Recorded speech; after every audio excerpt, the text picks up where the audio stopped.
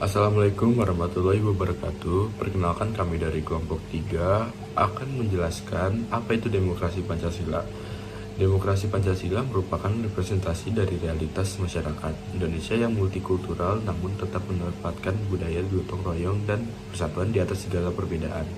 Penerapan konsep musyawarah untuk mencapai suatu mufakat yang selama ini kita kenal di masyarakat juga merupakan bukti bahwa demokrasi Pancasila bertujuan untuk mengutamakan kesetaraan, keseimbangan, dan keselamatan bangsa di atas kepentingan pribadi maupun golongan.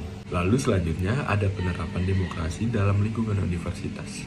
Pemilu mahasiswa Fakultas Peternakan UB dalam menjalankan sosialisasi pemilu tidak dilakukan dengan kampanye interpersonal seperti masuk ke tiap-tiap kelas.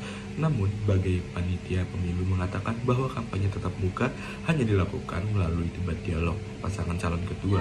Strategi sosialisasi pemilu hanya dilakukan melalui media sosial karena dianggap lebih efektif dan efisien.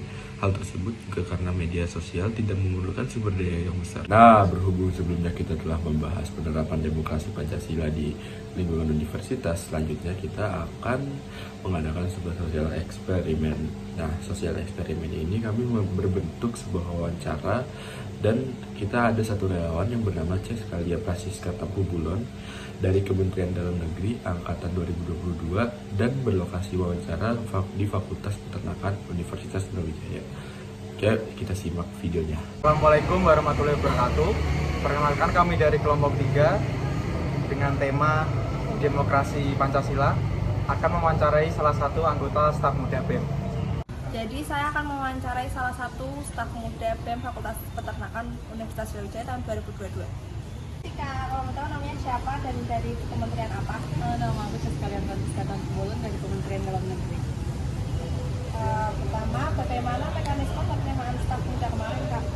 Yang pertama sekali itu kami dikasih link pendaftarannya untuk ngeprint formulir pendaftarannya, terus untuk isi formulir pendaftaran, terus dikirim lagi ke kementeriannya tersebut, terus lalu kami mengisi jadwal untuk screening, setelah itu kami screening dan pengumuman.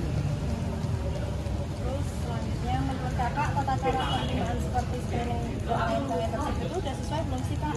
Kalau menurut saya pribadi udah sih, karena di screening jadi melihat kepribadian dan motivasi dari dalam diri kita sendiri, bukan berdasarkan kayak istilah sekarang kayak banyak orang dalam ya, tapi kami enggak, murni benar-benar di screening.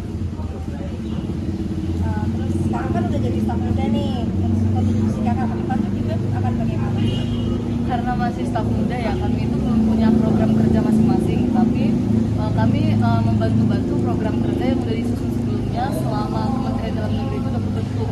Jadi kami ya sebagai staf muda itu bagian membantu dan mendukung dalam kelancaran program kerja tersebut. Terus apa motivasi Kakak untuk mengikuti staf muda itu? Yang pertama sekali itu karena saya ingin tahu lebih banyak mengenai UKM yang ada di Fakultas Peternakan Universitas Brawijaya. Lalu saya juga ingin menambah relasi, menambah pengalaman, dan tentunya belajar mengatur waktu. Terima kasih, Kak. Terima kasih, Kak.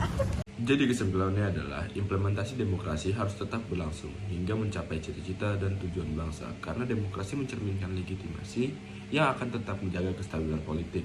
Dan demokrasi juga mewujudkan pedoman yang tertanam dalam masyarakat yang sangat pluralis maupun pemimpin yang berwenang mengambil sebuah keputusan.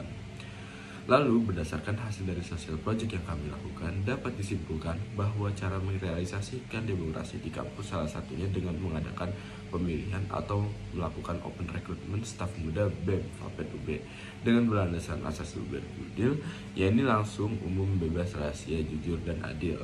Dengan demikian, penerapan demokrasi di kampus dapat berjalan dengan baik.